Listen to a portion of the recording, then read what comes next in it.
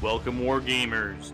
Join your hosts, Bonko and Monty, two Canadian wargaming enthusiasts, as we explore all aspects of tabletop wargaming. We roll dice, talk tactics, share hobby hacks, and explore new tabletop systems, all on the Trident Wargaming Podcast.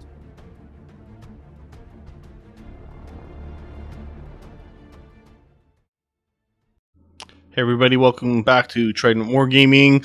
Today, as the title is going to clearly state here, we're all talking about Echoes of Eternity. This is going to contain spoilers. If you haven't read and or listened to Echoes of Eternity, I would turn it off now. Sanguinius dies.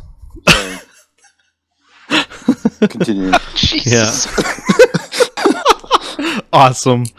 So yeah, Echoes of Eternity, written by Aaron Dembski-Bowden and narrated by nobody because we're not doing audiobook. But if you had the pleasure of listening to Jonathan Keeble, you're doing it right. My monkey. That poor. We're going to cover this in detail. Yeah, there's a lot of action going on. Okay, so I guess initial thoughts. Like let's break it down. Having been caught up with the rest of the Siege novels, Echoes of Eternity was pretty good. It hit hard. I won't lie. It hit hard. It is a slow burner. They kind of do a lot of building up in like the first like half to 5/8, but yeah. It's really like drawing everything to the end, and I think it was a good book. So. Yeah, I agree with the statement there that it's a slow burn for the first probably 2/3. You know what? I found Saturnine to be the same way though. I thought Saturnine was like, oh man, there's something big coming. And you know, same thing happened in Saturnine. It's just like the last third of Saturnine was all like, oh my god, every chapter. And it was kind of similar here. There's definitely like a building sensation that the loyalists are losing, I think. And it was like they really wanted to hammer that point home. It's just like covering like point after point after point of like the loyalists just getting beaten up and pushed back and injured and damaged and hurt and worn out. And it was slow to start. Yeah, I think in this book they really get more into, like you said, the morale aspect of the whole thing, and that people actually realizing, hey, that this war is over, that they're going to get defeated, and that they're literally standing at the wall waiting for basically the traitors just to come in or the Emperor's shield to actually collapse. But yeah, it's just like most of it is just like there's like episodes or chapters where conscripts are like talking about how they don't even know if they've slept or like how many days they've slept for or since they slept and shit like that or like the dust cloud has covered the planet and they don't even know if it's day or night or what's happening there. So no, it's very true. Grim in the grim dark for the first 2/3. Yeah, I would agree with that. They do a really good job of setting that scene. It feels very bleak. Like the war is over. Not just the Legion Wars. The legit war is actually coming to an end. It felt like a lot of things got put to rest. You know, they were starting to tie up a lot of loose ends, shuffle everybody kind of ahead to the main gate. I did like that aspect quite a bit. If you guys had what was your favorite part in the book or favorite line in the book if you had to pick one? Oh, there's a whole bunch. There's like probably knows all of them, but yeah. The two. Okay, there's gonna be a few points here in the podcast where I'm gonna divert into like some theory. Okay, good, because I want to theory hammer some stuff too. Put my brush down, grab my drink here, sip my cognac. So for the most part, Games Workshop has been pretty good about kind of keeping this stuff PG-13. Yeah. Like no language, no swearing, no TNA, very, very PG-13. And two things happen in this book that caused me just to like belly laugh out loud. And the first one is the Audex Titan pulling another Reaver off the top of the cliff of rubble heading into the second wall. Yeah. And then announcing engine kill and shutting off the Vox when they start complaining. And that was like a oh my god, I'm like laughing out loud type of thing. It was so he did it so casually too, right? He was just like, they were like talking, they're like, oh, you just killed you just killed that Titan, and then the Princeps was basically like engine kill, just very like low and casual and like, yeah, it happened, deal with it, right? Like, fuck that Titan. Yeah, absolutely. Same team, man. You get fucked. Yeah. And then the second one is Zephon, and his like iconic line, I think, at this point, when he finally defeats, is it Kargath? You're thinking of Amit. Amit, yeah. Amit in Cargos. Yeah. It's pretty good. Like, eat shit, traitor. That definitely was my favorite. That was my favorite line in the book, I have to admit. And it was just such a, like, it was a moment, I think, where they kind of breached the wall, where there was like, up until this point, there's just like, like fucking Dorn is just frustrated and Sigismund's frustrated and they're losing, and there's still kind of, there's this mask of like loyalty and duty, and we're just gonna go out and die. And Amit just like fucking murders someone straight up, is like, shut up and die, traitor, and gets mad about it, which was like, there's like a moment of like humanism there, which again ties into some other points in the book, I think, that they want to really dig into, that there's like, even Astartes are human at the end of the day. They're meta-humans or post-humans, whatever you want to call them, but there's a human element there. They do get mad, they do get angry, they feel emotions at some point. So and in the book, I think they try and make it clear that they also feel fear. So yeah, but Amit, yeah, oh my boy. I was gonna say, yeah, now that you mention it, that's actually a big part of the book, is them making Space Marines like human and emotionalizing them to the point where you're like, oh shit, they do feel fear and that they do get scared, but they're machine, or they've been trained to deal with it, right? Yeah. And this happens throughout the book, and it's funny because, well, even the scene with Cargos and Amit, when he says that line, what it is Cargos is basically they with the butcher's nails, they basically turn into just zombies or whatever you want to call them, where they're just mindless killing machines. And he's fighting Amit, and he's like, oh yeah, he's starting to like come back down to the ground and be like, oh, back to a Space Marine, and be like, oh, I remember fighting like this with Amit and like in the pits. And then he's like, oh hey, like, oh Amit, my brother. And then that's when he's like, eat shit, traitor. Yeah, eat shit, traitor. Yeah, because Amit's like, no, we're friends off, man. You fucking tried to destroy our planet or assault Terra, but yeah. What about friends off, bro? Friends off, yeah, no doubt. I did like a lot of the human elements in this particular book. Archon Land is definitely one of my favorite characters in the book, just because he's very very pompous, a genius, obviously. If he doesn't let you know, he sure will be soon to let you know. And just the overall interaction with him and Zephon, and the way he's treating the chapter thralls, or legion thralls I should say, calling them slaves, and where they're honor and duty bound, but as far as Archon's concerned, it's just basic slavery.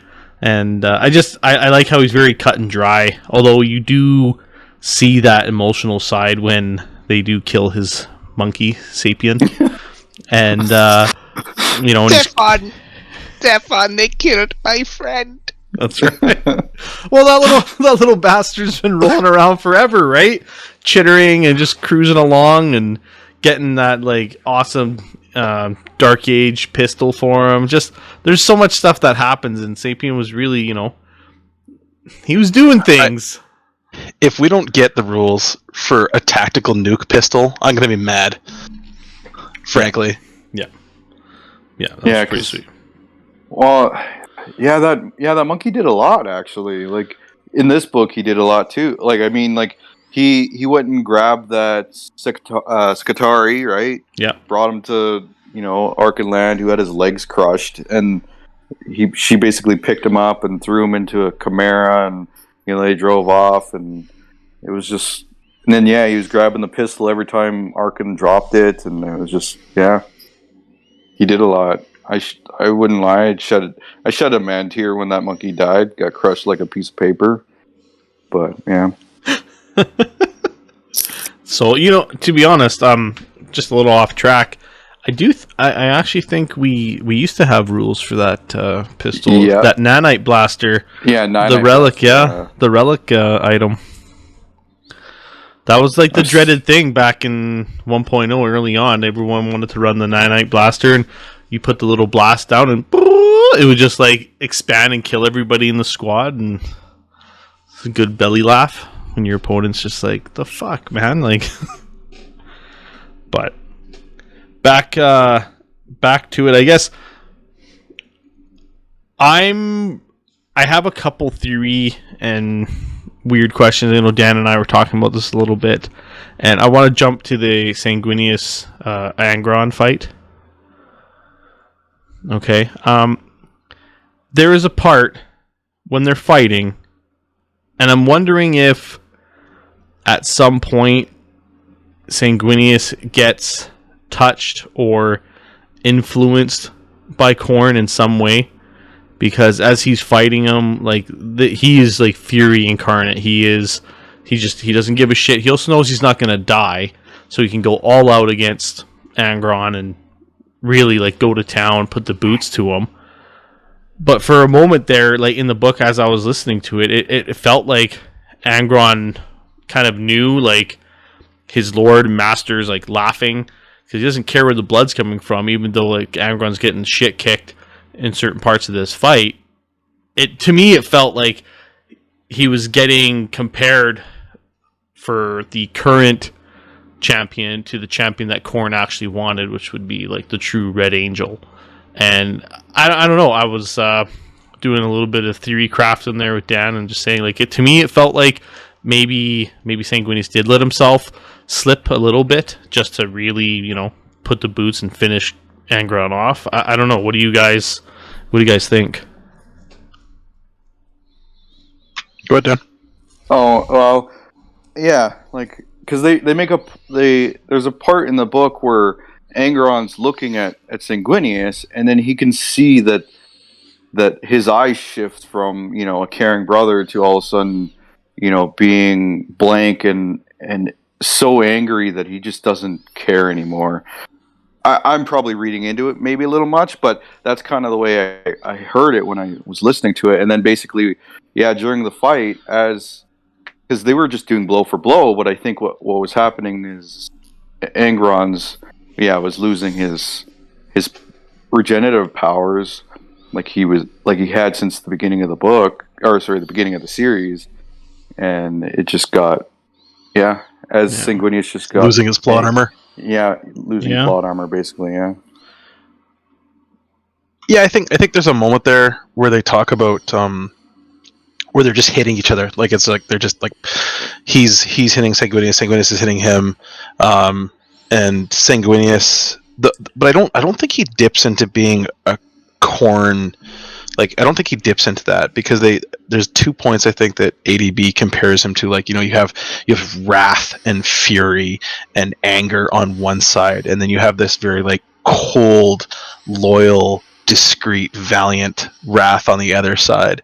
And I think he tries to paint that picture where there's definitely two ways of looking at violence, especially like based demigods fighting, and one is like this just this hatred and this anger, and one is this duty and this loyalty, and they're kind of juxtaposed against each other. And they're kind of two sides of the exact same coin of that, basically they're murder incarnate, but one is, loyalty and duty, and the other one is like what happens when you let go of that and you see the other side of the coin. I can see that like too. That, yeah. It reminded me. Oh, sorry. Go ahead, Dan. No, go. I was just making a funny comment, but yeah, you can go. I want to hear what the comment was now. So as they're fighting, they talk about like Sanguinius jumping like a silver hawk, right? He's basically like going in for like strikes, going like super fast.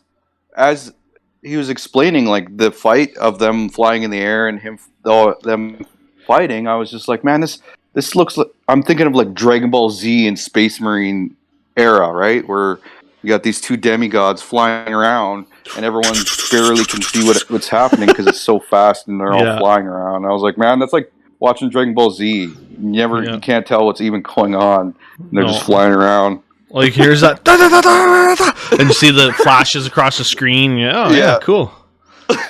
big hit, the meteor style explosion. Oh, damn. Yeah. It that fight definitely gave me some flashbacks of Sigismund versus Karn. It kind of had that feeling to me, like when Angron does realize, like, oh shit, like he's actually going hard. Like Karn realized, like, damn man, like this guy's legit. You know what I mean? Like I think they noticed that it's just these characters have been pushed to such a limit that they're finally letting go of whatever has kept them in check. It's it's an interesting part. This is my first gripe. Oh, okay. I think this is a shitty character take, and I think you're bang on. And I was thinking the same thing as I'm watching this. Is like you watch the Karn Sigismund, or you read or whatever you listen to, whatever you consumed it, the Karn Sigismund fight. And it's literally the exact same steps. Like there's just rage and like not like comprehending what he's doing. He's just like angry and he's hitting, and even the way ADB writes it, it's like, and he's hammering and he's slamming and he's hitting and he's slamming and he's hitting and he's flying and he's hitting, and you're just like, okay, we get it.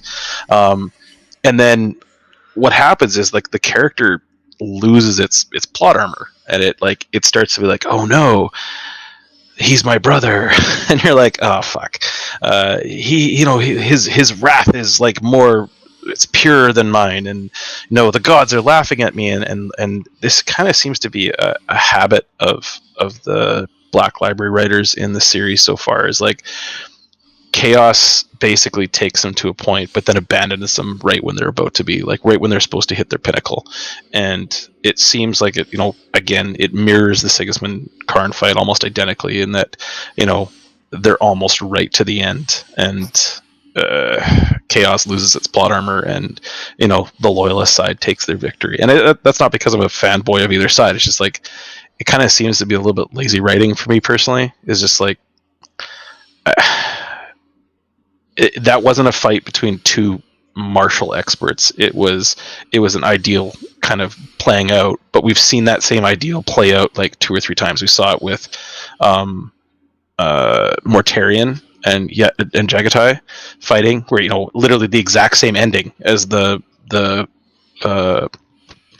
Sanguinius Angron fight. He jumped on his sword and basically got in close enough to do the death strike. Like, literally the exact. And again, it's like one of those, like, I'm gonna be more loyal and more resolute than you, and like my side's right, so I'm willing to like take this hit so I can finish you off in the and that way they both kind of, they get their the good guy gets hit once type of thing, but still defeats the bad guy. It just seems kind of like we've seen it happen now 3 times throughout these sets of Heresy books, but it happens all throughout the series as well. Happens in the Wordbearer series with Gilliman. It happens. It's a continuous thing with the Black Library writers, which I always kind of think is a little bit lazy.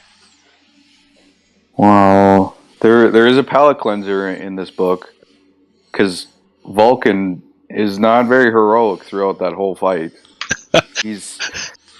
It's true. Vulcan's the blue collar primer. Because shows up every day. Because in the book, like Vulcan's going through the webway, basically looking for Magnus to try and stop him from like trying to get through the Affinity Gates or whatever they're called, and eventually finds him, and it's basically like it's just like this like sloppy fight where Magnus is killing him 1,000 different ways, but Vulcan can't die. But he just has that, that he doesn't have that stopping power. Or sorry, he can't be stopped basically, and he just keeps hitting him with his hammer just real sloppily, and it's just eventually, taking its toll on Magnus. Starts to wear him down, right? Yeah, wear him down. But I mean, like, so it's just like. It's a cool fight. Like they're like in a dream world, and Magnus. Or there's times where like Vulcan's falling because Magnus pushed him or something, right? And he's just like, Vulcan's like, oh fuck, where am I? I'm on my home planet. And he's like, nope, I'm not. I gotta remember. I gotta go do this, right? And then it's just like this cool like dream sequence of fights and stuff. But yeah, I know. So, go ahead. Magnus kills Vulcan every single potentially possible way you could in a galaxy filled with murder. Like over the course of like 22 pages or 5 minutes in the audiobook, it's just like, oh, this is tough. This is tough to listen to. Yeah, well, he does get he gets beat down quite a bit. Again, very much the same way that Conrad Kurz was fucking with him, right? Yeah, just trying to find 1,000 ways to die. I know, chatting with Dan a bit, it sounded like Vulcan was regenerating pretty fast, a little fast in between the books between the fights. And I was just saying, like, with it being in the webway, we don't really know how much time has actually passed. Like in the webway, it could have been months of just this constant regenerating, fighting, dying sequence that just continues on and on and on, which was really cool. I did enjoy that part in the whole book, especially when he's that charred, what's left of muscle and sinew skeleton, still dragging his hammer around, and I was like, damn, man, like just sounds like even though Magnus like reached into his like genetic structure and just plucked out what he felt was keeping him alive all the time, and yet it still wasn't enough to take him down, which was awesome. So it was definitely interesting battle. It's a really like I like that part of the book too. Was like the Vulcan, and because they treat Vulcan like a meathead, right? He's just I swing my hammer. If I can see it, it's real. And Magnus is this wizard who can go into the ether and like fly around in a dreamscape and all this other stuff. So it's like kind of cool to see like. A knight versus a wizard. Yeah, essentially. Just a carpenter. Yeah, blacksmith versus a wizard. Yeah, but I mean, like Vulcan never dealt with magic too much, right? Other than having librarians. There's also there's a real I thought pretty cool comment too, like when Vulcan first enters the webway, he's walking through kind of the desolated section of the city that was, and he's looking at like the mechanicum infrastructure and what the Emperor built and the webway and how the previous Eldari city and how they kind of commingle, and he has some pretty choice words, like basically like this was maybe one step too far. Like, and why didn't the Emperor ask for help with this? Like, this is too big for just him. He shouldn't have done this. This is clearly like the mechanicum in the webway is it's a gross artifice over top of what like is clearly not meant to be built over top of. It doesn't work. And there's a lot of commentary on like the fact that maybe the Emperor overstepped or didn't understand what he's doing or didn't have the eye to build something that was long lasting there. And he recognizes that, maybe time and what happened was pushing him on a schedule he couldn't maintain, but he's kind of critical of the Emperor and the webway, like the plan that was, and how it was kind of put together and how it was executed, and he's critical of it, which is we don't see a whole lot of loyalist Primarchs being critical of Big E like that. Yeah, no, that is true. I know there is mention where he's wondering, because he's looking at it from an artificer's point of view and like an actual, craftsman, how like, this wouldn't have worked and it was like sloppily done. I did like that part. It goes to show, I think, how far beyond Primarchs actually are when they can actually, look at it at that level and they're like, man, I don't even know if we could have done this. Like, it was just, maybe like they knew their limit, right? Yeah. Well, he even makes comments like he was just like, well, I could have helped him build this. He was just like, why didn't the Emperor ask me? And there was times where he was questioning, like, well, does he not trust me? Like, why wouldn't he ask me to build it? And it was like this. I think that was this kind of go into the comparison of Magnus, of them being like, well, Magnus was just like, well, why didn't he ask me to build this? Right? I could have built it for him. And I didn't know. That's why I destroyed it when I got through, because I didn't know it was yours. Oh, that's a good point, Dan. Like, there's that juxtaposition of like Magnus, basically, why didn't you share this with me? You should have. I'm going to go do it myself. And Vulcan saying, Father, why didn't you share this with me? Maybe this I couldn't even do this. This is outside my possibility, and I recognize that. And he recognizes his limitations, and is, and because of that, maybe he's the loyal son, and Magnus isn't. Yeah. Yeah. There was a lot of kind of, I guess, back and forth between how the different Primarchs are viewing the gods too, right? A lot of laughter coming from the gods, because they're, it's like they don't really care too much about the Primarchs. They're just another plaything for them to try and get, further means to an end. Where, from Magnus's point of view, it's like the song. He can hear the warp, he can hear the ether, all the energies and stuff. And Vulcan's like, can't you hear him like laughing? Like, you're so blinded, or your master doesn't let you see the actual truth. And like it very much sounded like, Magnus was pretty much lying to himself, because he knew he was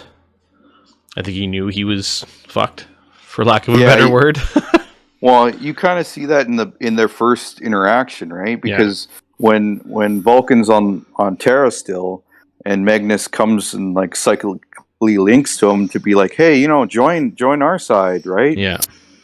When they're like in some dream, like Magnus's dreamscape, Magnus still looks like Magnus. Yeah. He doesn't look like, the purple purple winged creature. Demon, yeah. And he still looked like he did on Tiska, and Vulcan in that dream looked like an old dragon. Like he sees himself on Nocturne, right? Like that's how they would see each other. And it was just like, and then, that Vulcan's making comments like, dude, like you're literally a puppet. Yeah. Magnus is like, no, I'm not. I'm just doing what I think is right. And it's just like, no, they're literally telling you what to do, because you can hear whispers and laughs and all this stuff. And it's just like, Magnus still thinks he's doing the right thing. So, yeah. Yeah. And that's a theme throughout with Magnus. Like, he's always like the wizened king or the wizard or the one-eyed, and then eventually when he gets worn down and his mask slips, he has to kind of expose the monster that he's become. And I think that's always been, it happens in a few of the other books too, like where he's exposed and he's ugly when you tear apart the illusion. He's just as ugly as the things that he's worshiping now. And I think that they did a good job of showing that. Like, it took maybe it wasn't Vulcan hitting Magnus, but it was just him slowly breaking Magnus's own illusion, which is what wears him down. He spends all that time and energy holding up that illusion.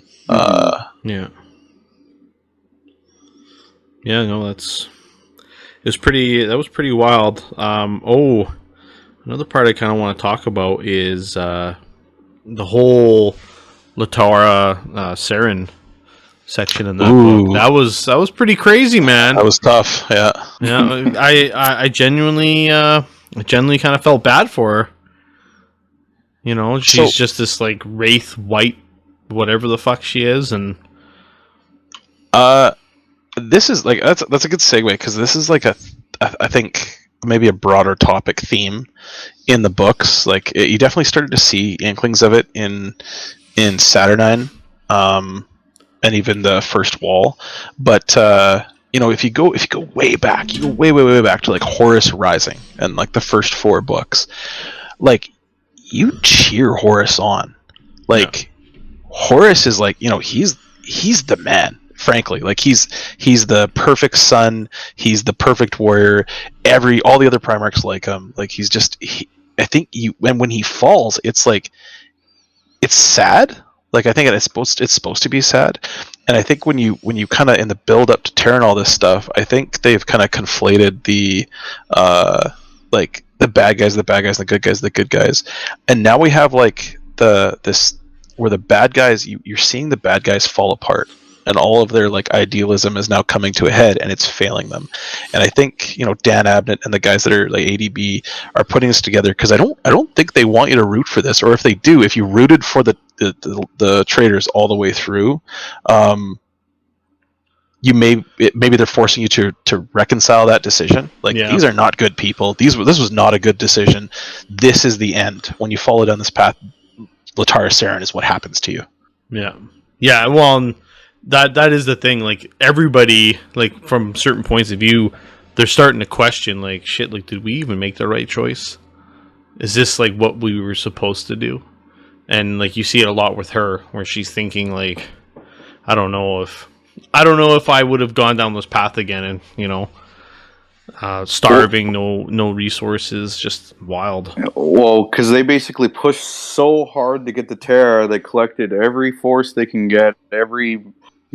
Once they got the Terra, they basically just ate up every resource they had: ammo, guns, food, water, and they literally show the fatigue in even like the traitor side, where these orbital ships, where they're basically like, where the crew, like half the crew's dying because they're going crazy. What's that movie that basically talks about chaos?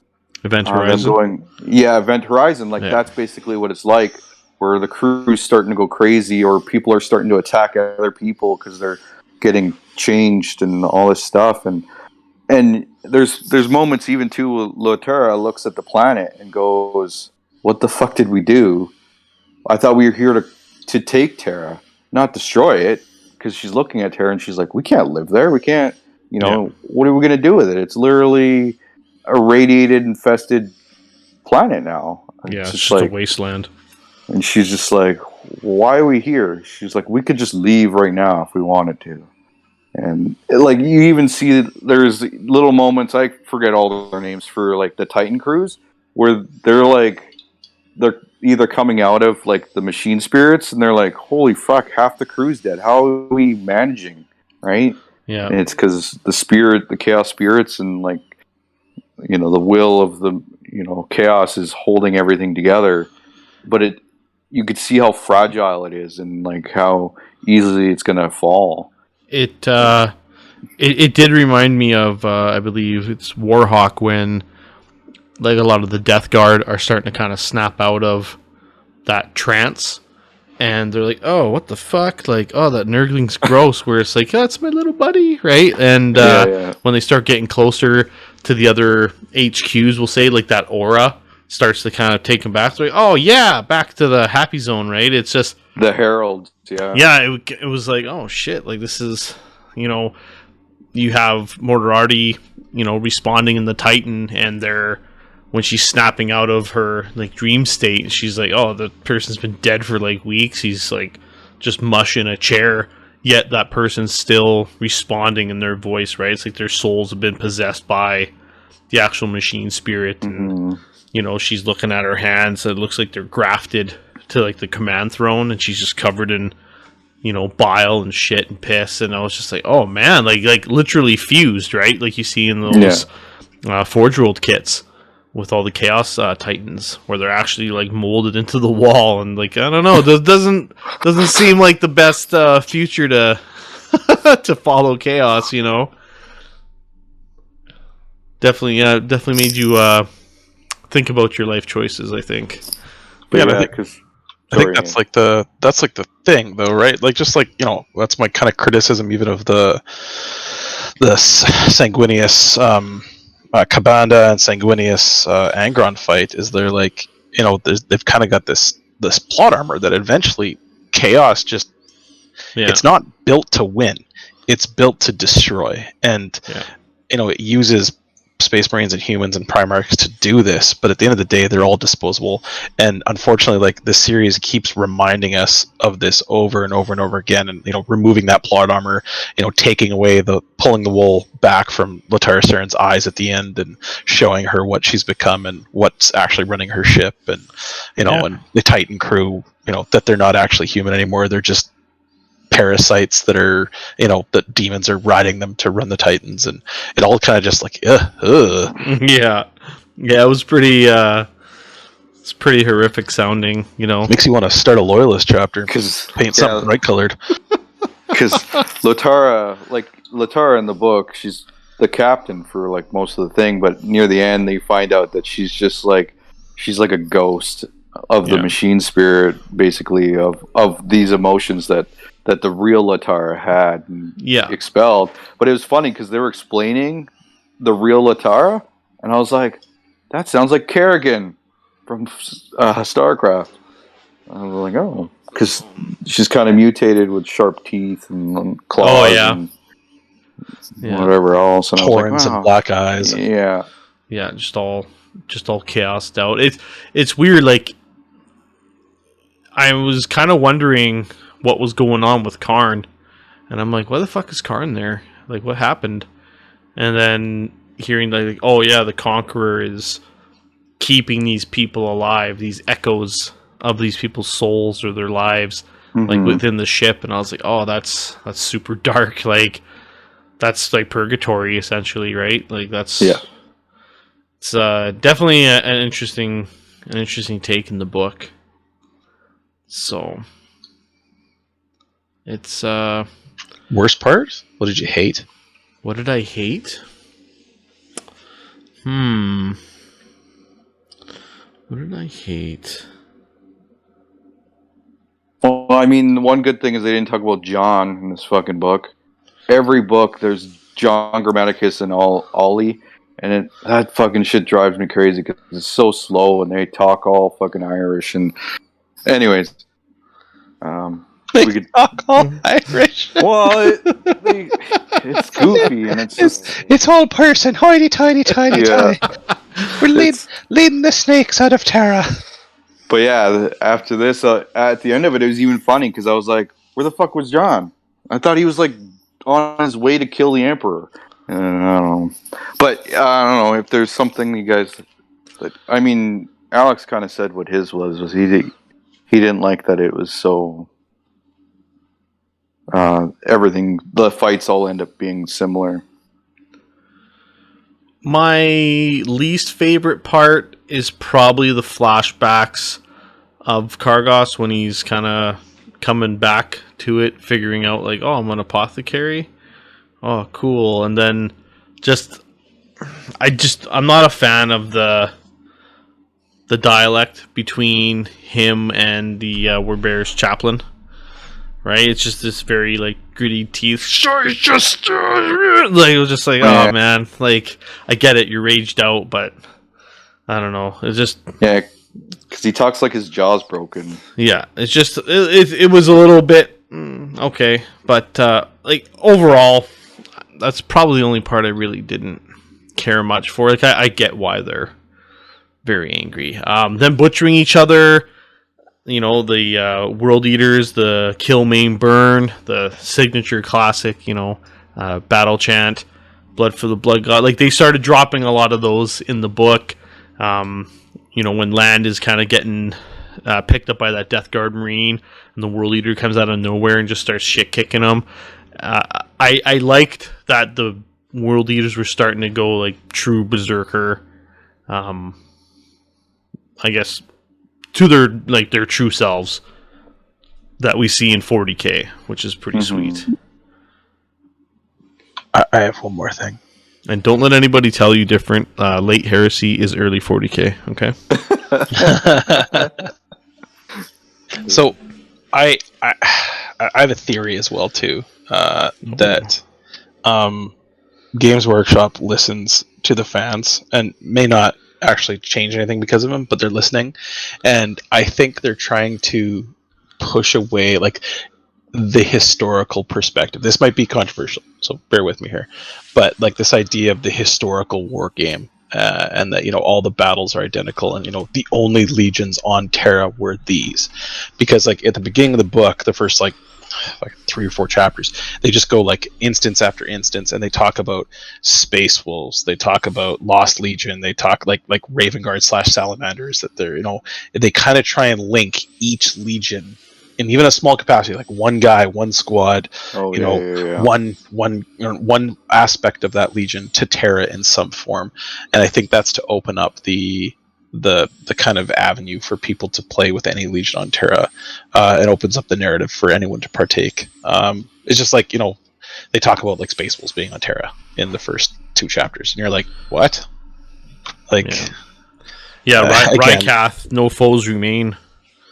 Yeah, and I think they're just trying to bridge that gap so that like everyone gets to play their legions on Terra type of thing, forge their narrative in their historical war game, the way they want, and not tell them like, oh no, remember that legion didn't make it to Terra. Actually, you can't do that. Yeah, unless it's Ultramarines, which everyone agrees the Ultramarines never made it.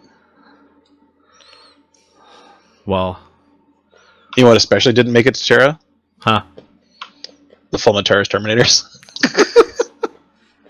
Well, Gulliman's on his way, okay? He's like a week out. Just hang on.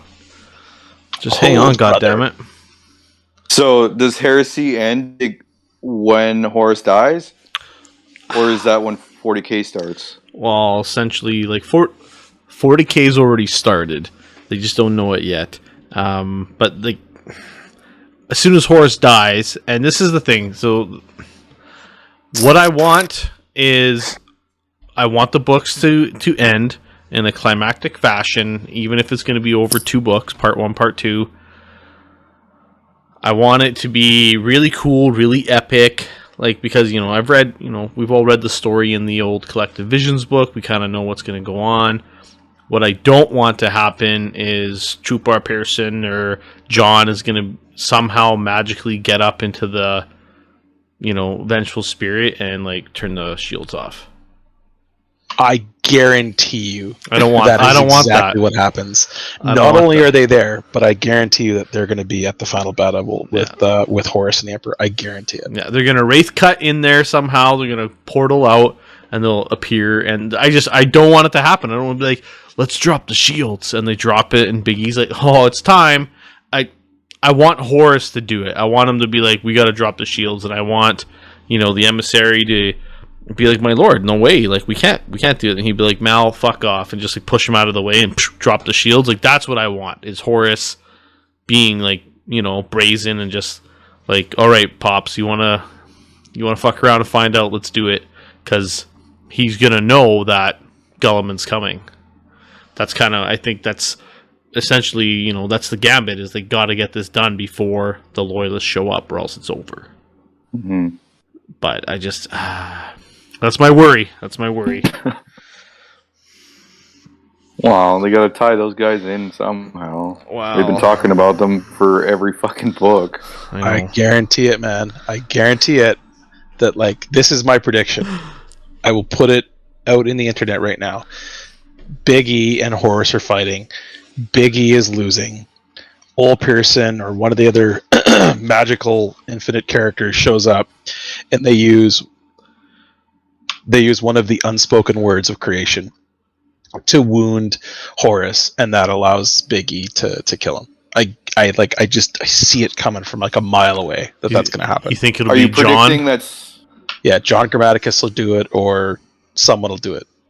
Because isn't there like an old story about how Ol Pearson, or like there's like this Imperial guardsman that takes a hit for the Emperor that saves him while he's fighting Horus or some shit like that. I thought there was a story around this at one point. Yeah, there is. It's an old one. So are you predicting that John is gonna chink Horus's armor? Because doesn't Sanguinius do that when they're fighting? Because I thought Sanguinius fights Horus first. So and it then depends on the collected visions. I think it goes back to like the rumors is that Sanguinius wounds Horus in some form, creates a chink in the armor, and that's what. And then Biggie fights him, and then he's holding back, and then eventually he realizes that he can't convert Horus back to his cause and save his son, and he just unleashes all of his psychic entity through the one chink in the armor that Sanguinius did to him and obliterates him. But like, I don't think it's Sanguinius. I think it's John or Oleg that do it. So how does Sanguinius die? Like a bitch. You think he just gets in there and he gets smacked by that mace once and he's on the steps there? Yeah, I think he fights, and I think he just gets beat up. Like at this point, like he goes to the final gate there, and he's got one wing tattered. He's been stabbed through the chest. He's got like 100 different cuts and bruises on his body. Like he's basically toast. Like he needs some serious apothecary time, some R&R on Luna or something like that. He doesn't stand a chance against Horus. I think he's just going to go up and he's going to try and save Horus's soul and be the good brother. But he knows he's going to die, so he's literally just going up there to die. Yeah, it's the way. Yeah, Alanius Pius, basically legendary figure said to be a guardsman who sacrificed his life to save the Emperor during the Siege of Terra of the Imperial Palace. Are you reading that off like a wiki or something? Yeah. I remember hearing about it.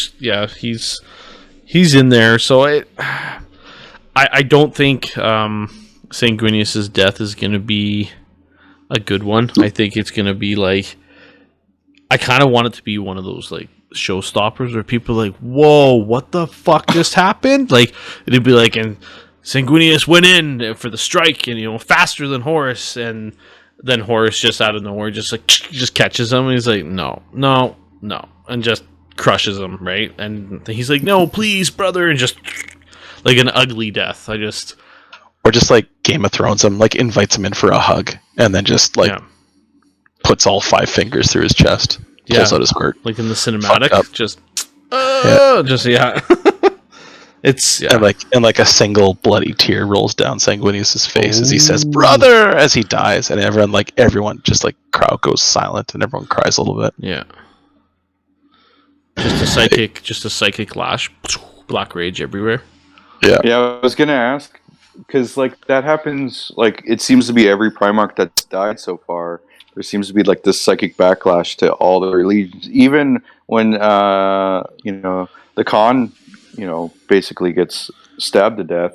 Like all of a sudden the White Scars go in a frenzy, and then they're like going crazy and like trying to kill anything they see. I mean, they can feel the loss. Yeah, and this is going to be probably crazier for the Blood Angels because this is when the Black Rage basically starts. Yeah.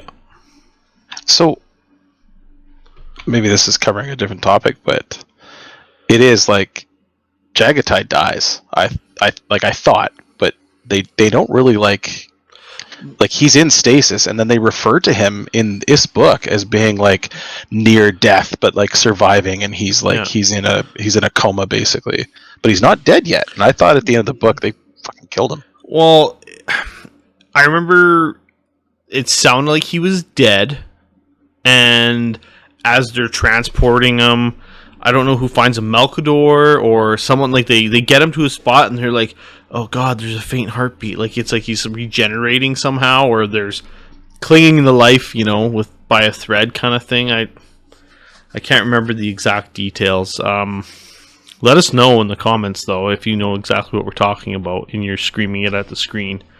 Because we're like we're reaching, right? But we know what we're talking about. You know. So you fucking dummies, he doesn't die. Yeah. Well, no, because obviously he goes and fights the Dark Eldar, but it's just, Spoiler alert. That's not what I heard. Well, I heard whatever. I heard he gets caught and just by the Dark Eldar, but that's in 40K. We're talking about 30K. I thought right? he captured by the Necrons. put in stasis? I don't know. I don't know. It's either him or Dorn. You think it's Dorn? Oh shit! It's one of the two. I'm pretty sure. There's references in the Tazarin book that he literally has a Primarch in stasis in the Infinite Vault there. Oh, maybe. Oh, I vaguely remember what you're talking about. It might be Khan. Who knows? Maybe he escaped. He's described as a barbarian, with wild hair, like mid slice, like blade coming down, and that's why everyone thought they were maybe talking about the Khan. Makes sense. And this is a bit divergence from the book at this point, but yeah. I was gonna bring up from this current book, Echoes. They talk about like all the traitor legions being the 40k versions. Yeah. So like they talk about the world eaters being red with their armor, because there's times where Kargos is looking at his fellow world eaters and he's like, "Fuck, he's got red armor. Like, what's happening?" And then, they don't realize that they have so much blood on them that they're basically stained red. And then they talk about plague marines, death guards basically being plague marines, big fat dudes with the guts hanging out and spitting acid, and then they talk about Thousand Sons being emotionless statues with blue armor.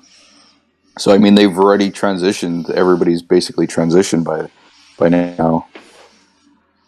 It is nice, that they were starting to really push that late heresy, and that's the thing. I think that opens it up and it puts a lot of that just that online disagreement to rest, right? Yeah. Like, can I use 40k Chaos Space Marine bits? Dude, they are fucking 40k Space Marines now. Like, look at the cover of Echoes of Eternity. Tell me that's not a Chaos Space Marine, and if you do, I'm gonna tell you you're a fucking liar. Just straight up, man. Like, especially that dude, his back's turned. He's like, yeah, right. He's like looking, red eyes, pale face, Sons of Horus with gold trim armor. I'm like, it's a Chaos Space Marine right there. But they look awesome, and that's how they should. Like the Corswain model that just came out. Yep. He's on a stone plinth looking thing. But there's a Chaos Space Marine chainsword there. Yes, there is. With like that blade thing on the front, right? Yeah, their main like guard on the actual like shaft of the weapon. Yeah. Yep. Like it's on the blade. I mean, you could say that it's a Night Lord's sort of chain thing, but a chain glaive, but whatever. It literally looks like a Chaos chainsword. Yeah. And I'm just like, because he was on Terra. Holy shit! It's a Night Raptor's chainsword. You're 100% right.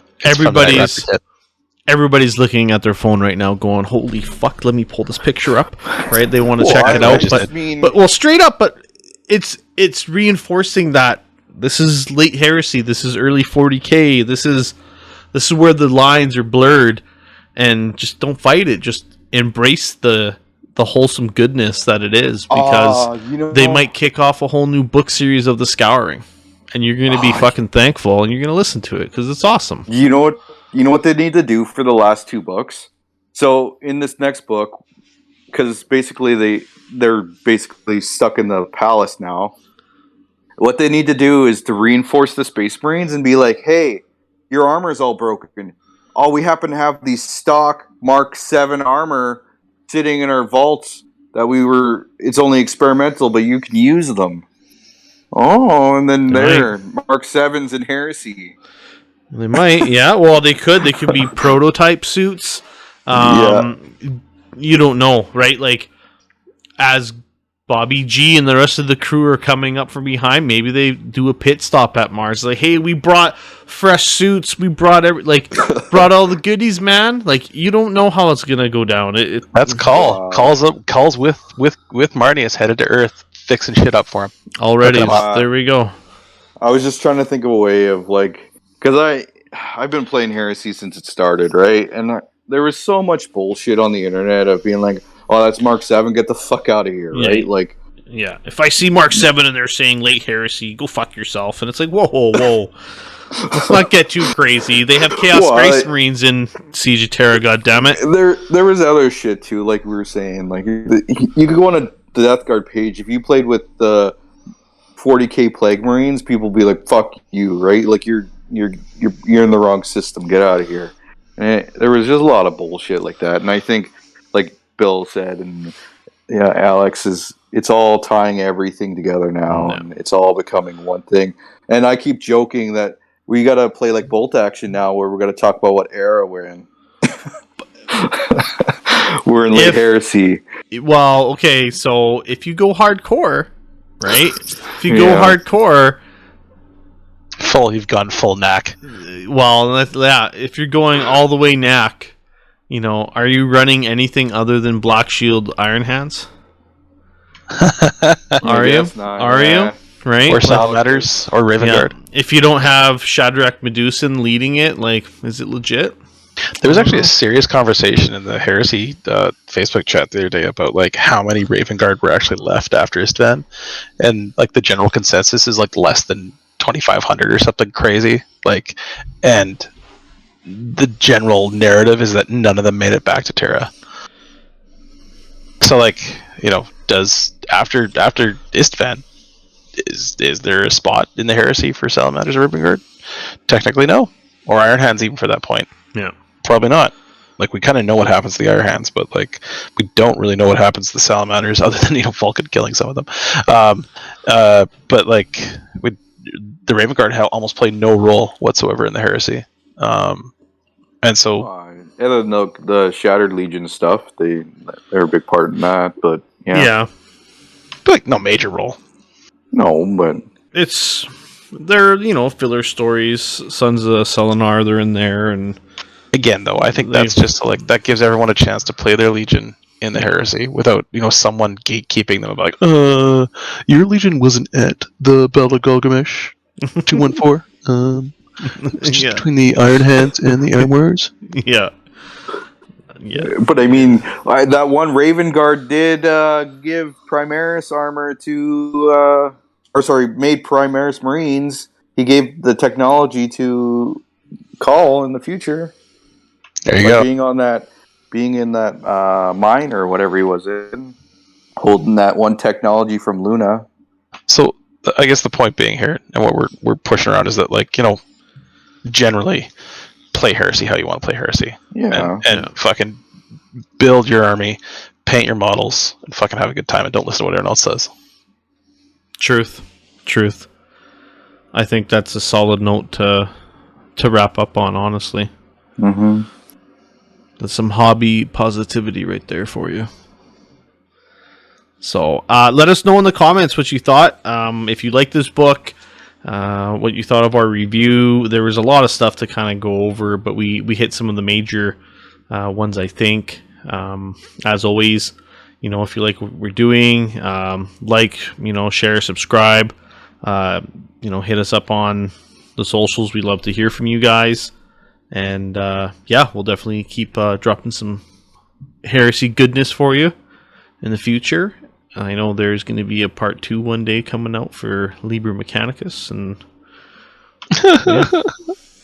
I'm working on it. I know. It'll be awesome. But thank you very much for listening, guys. I hope you guys enjoyed. Thanks, Heresy fans. We love you. Bye. Catch you later.